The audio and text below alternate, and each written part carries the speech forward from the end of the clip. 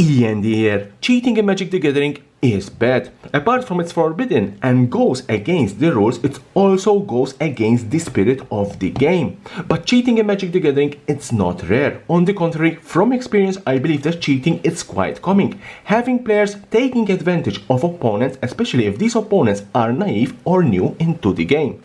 And that's why my advice is that not to trust anyone. Unfortunately, I also fall for the temptation of cheating, and this is my story. We have to go back to the summer of 2005. During that time, I was piloting a tooth and nail deck, which after the artifact lens ban became one of the most powerful decks in standard at that time.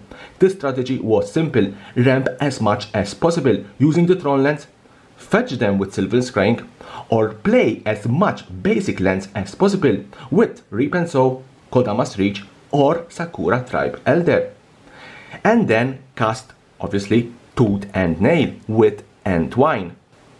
Tooth and Nail with Entwine enabled me to put in play creatures like Kiki-Jiki Mirror Breaker and Sundering Titan, or Darksteel Colossus, Triskelion and Mephidus Vampire to wipe out your opponent's board, or Eternal Witness to retrieve again your precious Tooth and Nail. And because of its power, this deck became quite popular and I loved it. I still have my playset of Tooth and Nail. Here they are. But this deck had one flaw. You need to have a Tooth and Nail in hand, or else you will lose the game. Even though you will ramp as much as possible, without a Tooth and Nail in hand, you will lose the game. So I was playing this game, and I had enough mana to cast Tooth and Nail with Entwine, but no Tooth and Nail in hand. Therefore, how I cheated a Tooth and Nail in my hand to win this particular game.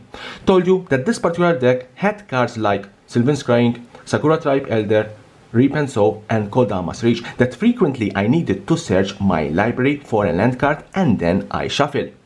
During this game, I noticed that my opponent, even though I always presented my deck, was not reshuffling or cutting my deck, and that's when bad E.N.D whispered in my ear and I took advantage and cheated a Tooth and Nail in hand. Let me show you how I did it. I cast a Kodama's Reach. Kodama's Reach let me search my library for two basic lands, one in hand and one in play tapped. While I was searching my library for two basic lands, I was also searching for a Tooth and Nail. Here it is. And I put the Tooth and Nail on the top of my library. Found the two lands, very simple, one in play, one in hand, and I also shuffled. But now, notice what I'm going to do.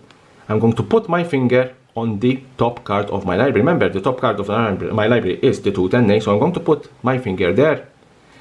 And I was also shuffling. So I was shuffling, basic shuffle. But, as you can see, Tooth and Nail is untouched.